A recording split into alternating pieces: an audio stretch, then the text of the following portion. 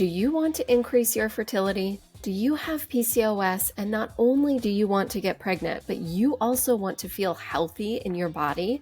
If that's you, then welcome to the PCOS Fertility Health Podcast.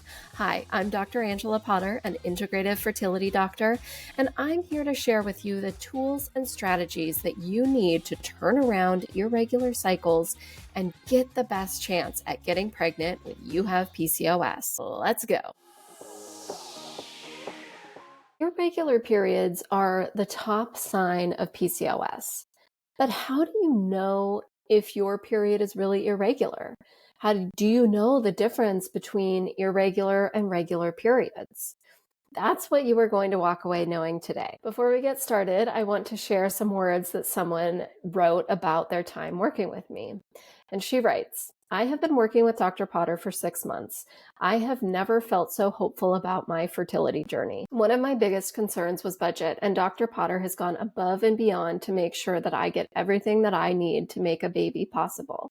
It's been amazing to work with someone so knowledgeable and have a personal treatment plan tailored specifically to my needs and body. I feel like she wants me to have a baby as much as I do. LOL. Couldn't recommend more." Thank you so much for sharing those words. You know who you are. I love that you say that, that I want you to have a baby as much as you want it. And yes, that is so true. Because when you share your goal with me, your goal of getting your body prepped for baby, of boosting your fertility, I take that very seriously. And I do research for you. I think about you. I think about your plan, even when we're not talking. It's very serious for me that you have shared that goal with me.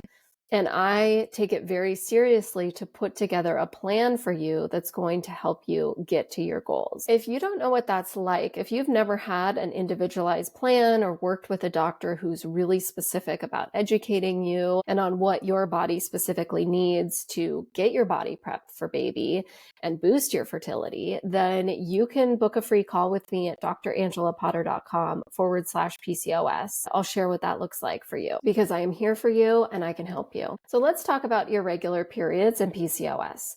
Today, we're going to talk about that difference between regular periods and irregular periods. In the next episode, we are going to talk about why are regular periods the top sign of PCOS. So what does a regular period look like? For so many women, perhaps yourself included, there's this idea that a regular period has to be 28 days.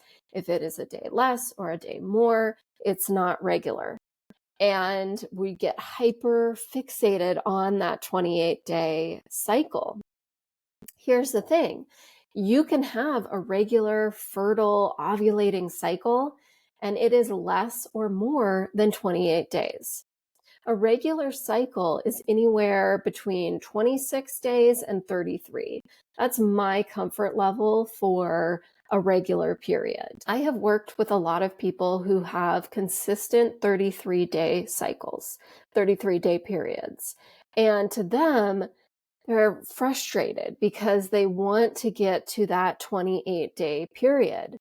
But when I am talking to them and asking them questions about their ovulation, they are getting mid-cycle ovulation signs in their body.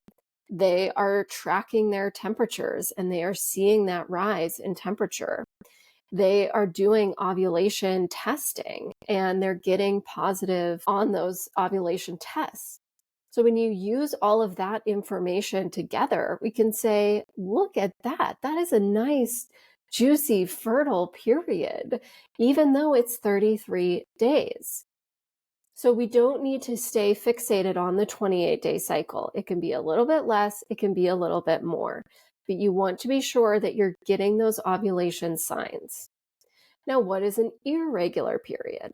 Now, of course, now that you know what a regular period is, you can just say, well, anything that is outside of that is an irregular period. Okay, it would be easy to just stop there, but I'm going to outline for you a couple of different ways that irregular periods look like. So irregular periods can be short, less than 26 days, but they are consistent. I would still put those in the camp for irregular periods because your hormones are not optimal for setting you up for baby. Irregular periods could be long, so longer than 33 days, but they could be consistent. So every cycle is 50 days, but it's long.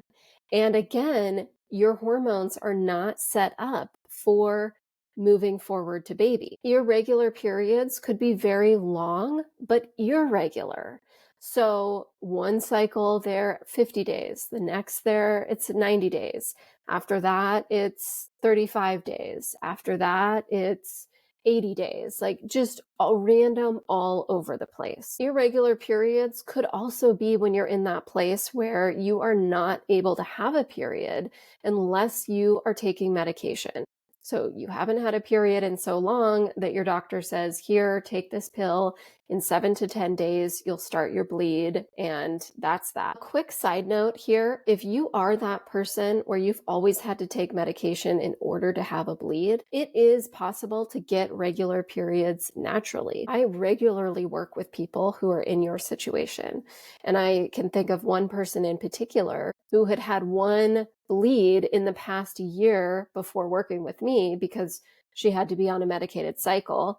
And before that, it was a year because she was only able to bleed on a medicated cycle. And so then she started working with me.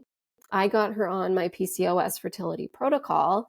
And within the first 6 weeks of working together, she had a bleed. And then 35 days after that, she had another bleed. So it is possible to get regular periods when you have PCOS. I want you to know that. And if you're ready for that step, then you can book that call with me, drangelapotter.com/PCOS. And then the last thing that I want to mention is that even if you have a regular number of days in your cycle, and if you're watching on YouTube, you see me using the air quotation marks, regular, as in, okay, you have a 28-day cycle. That falls into our definition of a regular cycle.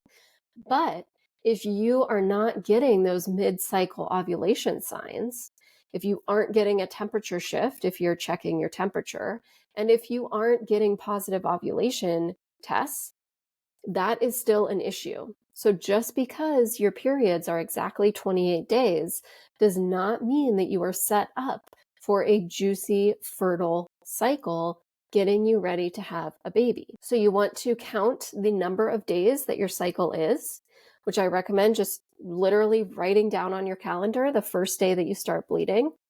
And then the next time you start bleeding on that first day, just write day 1, and then you count the number of days in between. So you want to know how many days is your cycle, and then you want to know, are you having ovulation signs and symptoms?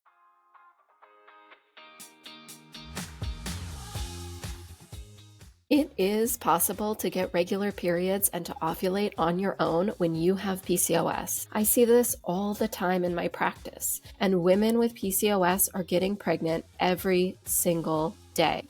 And you could very well be next. Hold on to that as you go forward today. If you want to support this podcast, you can leave a 5-star review on Apple Podcasts or simply share this episode with your friends.